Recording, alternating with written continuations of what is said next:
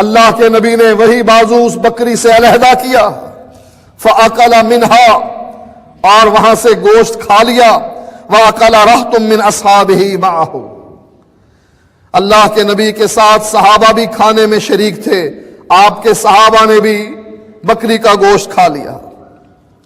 فقال رسول اللہ صلی اللہ علیہ وسلم ارفعوا ایدیکم،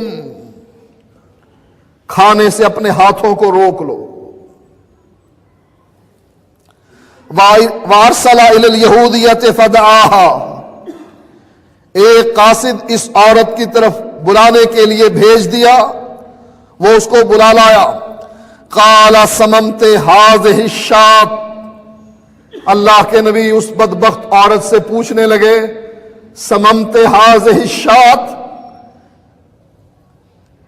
اس بکری کو زہر آلودہ تو نے کیا ہے؟ فقالت من اخبرک، آپ کو کس نے خبر دی؟ میری اس حرکت کو کس نے نوٹ کیا تھا جس نے آپ کو آ کر اطلاع دی ہو کہ میں نے اس بکری میں زہر ملا دیا ہے؟ فقالت من اخبرک، آپ کو کس نے اطلاع دی، کس نے خبر دی؟ قال اخبرتنی هذه فی یدی الذراع، اللہ کے نبی نے وہ ذراع، وہ شانہ، وہ بازو بلند کر کے کہا، مجھے اس ذراع نے خبر دی ہے کہ اللہ کے نبی نہ کھائیے، مجھ میں زہر ملا ہے۔ قالت نعم، وہ عورت اقرار کر گئی کہ ہاں اللہ کے نبی میں نے واقعی اس بکری میں زہر ملایا تھا۔ قلت ان کان نبیا فلن تضرہ، اور میں نے زہر اس لیے ملایا تھا کہ اگر آپ واقعی اللہ کے سچے نبی ہیں یہ زہر آپ کو نقصان نہیں پہنچائے گا۔ اس یہودن کا بھی یہ عقیدہ تھا، واللہ یعصمک من الناس، اللہ اپنے نبی کی حفاظت کرے گا، اس نبی نے یہ دین مکمل کرنا ہے، یہ دین قیامت تک رہنا ہے، لا نبی یا بعدی، اللہ کے نبی فرما گئے میرے بعد کوئی نبی نہیں آئے گا، یہ آخری کتاب ہے، میں آخری نبی ہوں، نبوت کے دروازے کو میں نے بند کر دیا ہے۔ یہودن کو پتا تھا اس نبی کے ہاتھ پر شریعت مکمل ہونے والی ہے، اس نے اس میں زہر ملا دیا، اقرار کیا، پھر وجہ بیان کی کہ مجھے پتا تھا کہ یہ زہر جو ملایا ہے میں نے یہ آپ کو کوئی نقصان نہیں پہنچائے گا۔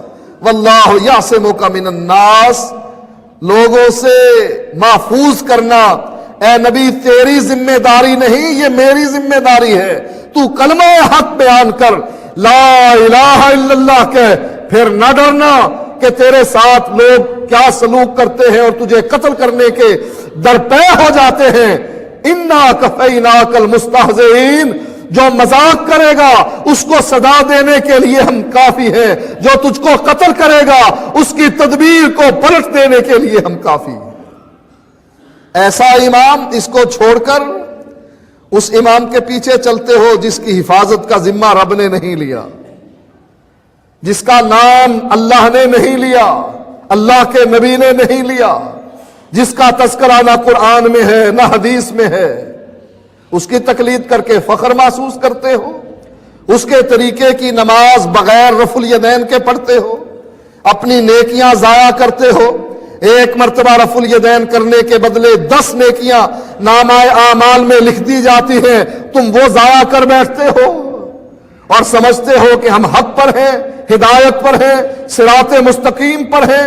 لوگوں غلط فہمی کو دور کر لو، یہ اللہ کے نبی کی سنت ہے، اس کی سنت ہے جس کو محفوظ کرنے کے لیے اللہ تعالیٰ نے مختلف تدبیریں کی ہیں، یہ اس کی سنت ہے جس کے درمیان اور اس کے دشمنوں کے درمیان اللہ نے آگ کی خندق رکھ دی ہے، ہولناکیاں بپا کر دی ہے، فرشتوں کی جماعت کو بھیج دیا ہے، جبریل خود اس کی حفاظت کرنے کے لیے آ گیا ہے۔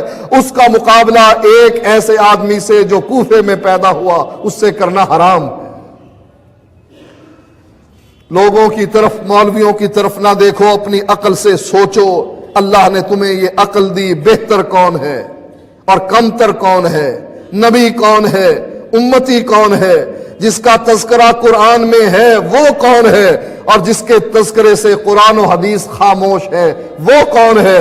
اس کو لو جو بہتر ہے اور کم تر کو چھوڑ دو۔ آخر دعوانا الحمد للہ نحمده ونستعینه ونستغفره ونعوذ باللہ من شرور انفسنا ومن سیئات اعمالنا من يهده الله فلا مضل له ومن يضلله فلا هادي له واشهد ان لا اله الا الله وحده لا شريك له واشهد ان محمدا عبده ورسوله اما بعد فان خير الحديث كتاب الله وخير الهدي هدي محمد صلى الله عليه وسلم وشر الامور محدثاتها وكل محدثة بدعة وكل بدعة ضلالة وكل ضلالة في النار۔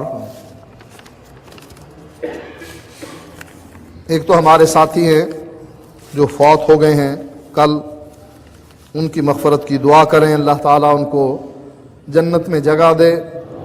ان کے رشتہ دار چونکہ اہل حدیث نہیں تھے لہٰذا انہوں نے خود جنازہ پڑھایا ہے، تو ہم اللہ سے دعا کرتے ہیں کہ ہم جنازے میں شرکت تو نہیں کر سکے، اللہ تعالیٰ ان کی بخشش کرے، ان کے درجات کو بلند کرے، ان کی قبر کو جنت کے باغوں کا باغ بنا دے، ان کی برائیاں ختم کر ڈالے، دھو ڈالے پانی کے ساتھ، برف کے ساتھ، اولوں کے ساتھ، اور ان کی نیکیوں کو بڑھا چڑھا کر اللہ تعالی ان کو جنت الفردوس میں جگہ دے۔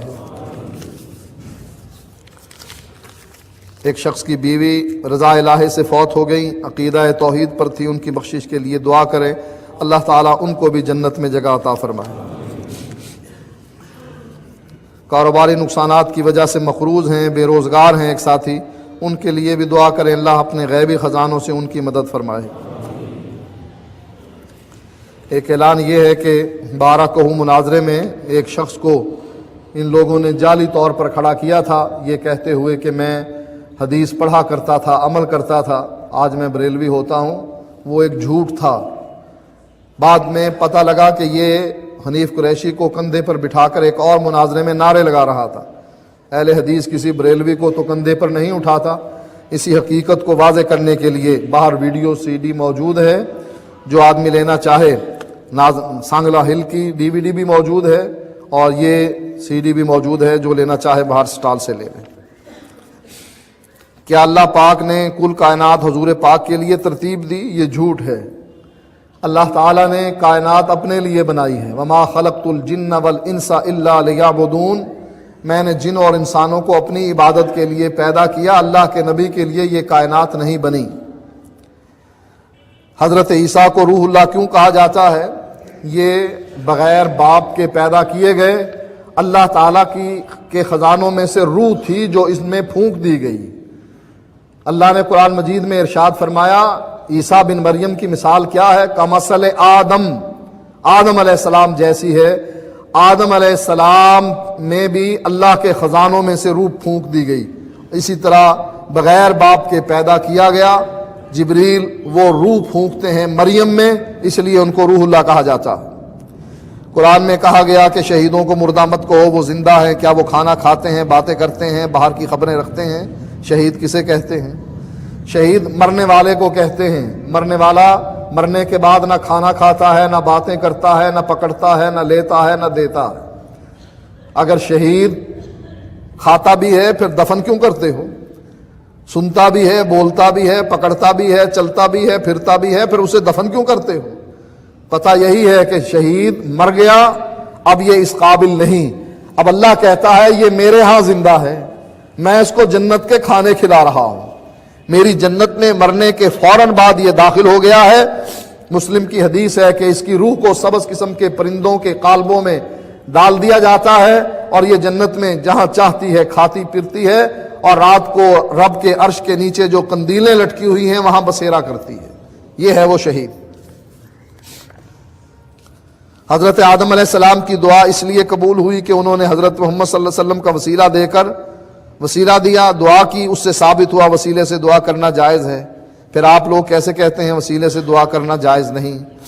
آپ کو یہ کس نے خبر دی کہ آدم علیہ السلام کی دعا اللہ نے نبی کے وسیلے سے قبول کی؟ یہ کہیں بھی نہیں، جھوٹ ہے۔ مولوی زکریا صاحب بھی فضائل کی کتابوں میں لکھتے ہیں، فضائل صدقات میں لکھتے ہیں، فضائل درود میں لکھتے ہیں کہ اللہ تعالیٰ نے آدم علیہ السلام کی دعا کو اس وسیلے اپنے وسیلے سے کہ نبی کا وسیلہ انہوں نے دیا، اللہ نے قبول کیا، پھر خود ہی نیچے عربی میں لکھ دیتے ہیں کہ یہ حدیث موضوع ہے، من گھڑت ہے۔ اردو میں ترجمہ نہیں کرتے کہ کہیں لوگ پڑھ نہ لیں، عربی میں لکھ دیتے ہیں کہ یہ من گھڑت حدیث ہے، یہ جھوٹ ہے، یہ حدیث نہیں ہے۔ کیا حضور پاک کا وجود حضرت آدم سے قبل تخلیق کیا گیا تھا؟ آدم علیہ السلام سے پہلے کسی کا وجود نہیں تھا۔ آدم علیہ السلام کو اللہ نے مٹی سے گوندا، اس کے بعد اس میں روح پھونکی، یہ پہلا وجود ہے جو اللہ تعالیٰ نے بنایا۔ نبی کی نبوت تو تقدیر میں لکھ دی تھی، لیکن یہ کہنا کہ اللہ کے نبی اس وقت موجود تھے، یہ جھوٹ ہے، اس کا کوئی ثبوت نہیں۔ حضور جب معراج پر گئے تو کیا حضور کو اللہ کا دیدار نصیب ہوا؟ حضرت عائشہ کہتی ہیں وہ جھوٹ بولتا ہے جو یہ کہتا ہے کہ اللہ تعالیٰ کو اللہ کے نبی نے دیکھا ہے، اس لیے کہ قرآن کہتا ہے لا تدرکہ الابصار وہو یدرک الابصار، اللہ کا ادراک کوئی نہیں کر سکتا، اس کو کوئی نہیں دیکھ سکتا۔ مرنے کے بعد ان مسلمان اللہ کی زیارت کریں گے، دیکھیں گے، لیکن زندگی کوئی نہیں دیکھ سکتا، اس لیے اللہ کے نبی نے بھی نہیں دیکھا اللہ تعالیٰ کو۔ لڑکی کے لیے میرب نام کیسا ہے، اس کا کیا مطلب ہے؟ مجھے ناموں کا کوئی پتہ نہیں، اس کا کیا مطلب ہے، کوئی شرعی مسئلہ پوچھا گیا کریں۔ زوال کا وقت کون سا ہے؟ زوال کے وقت تلاوت سن سکتے ہیں۔ زوال کا وقت جب سورج سر پر ہو تو اس وقت نماز پڑھنے کی ممانعت ہے، لیکن تلاوت کر بھی سکتے ہیں اور تلاوت سن بھی سکتے ہیں۔ عقیقے میں جانور 2 دانت والا ضروری ہے، کیا کھیرا جانور چل سکتا ہے؟ عقیقے میں 2 دانت جانور ضروری نہیں ہے، کھیرا بھی جانور چل سکتا۔ اہل حدیث ہونے سے پہلے آپ کا عقیدہ کیا تھا؟ اہل حدیث ہونے سے پہلے یہی بریلوی دیوبندی جو عام مسلمان چلتے پھرتے ہیں، اسی طرح ہم بھی تھے۔ حنیف قریشی کے ساتھ مناظرے میں انٹرنیٹ پر جو دکھایا جا رہا ہے، آپ بھائی بہن میں شادی کی وضاحت کریں۔ بہن بھائی کی شادی حرام ہے، اسی طرح رضائی بہن بھائی کی شادی بھی حرام ہے، اور اس کی وضاحت انٹرنیٹ پر موجود ہے، ہم نے اس کو تفصیل سے بیان کر دیا تھا۔ ان اللہ یأمر بالعدل والإحسان وإیتاء ذی القربى وینہی عن الفحشاء والمنکر والبغی یعظکم لعلکم تذکرون۔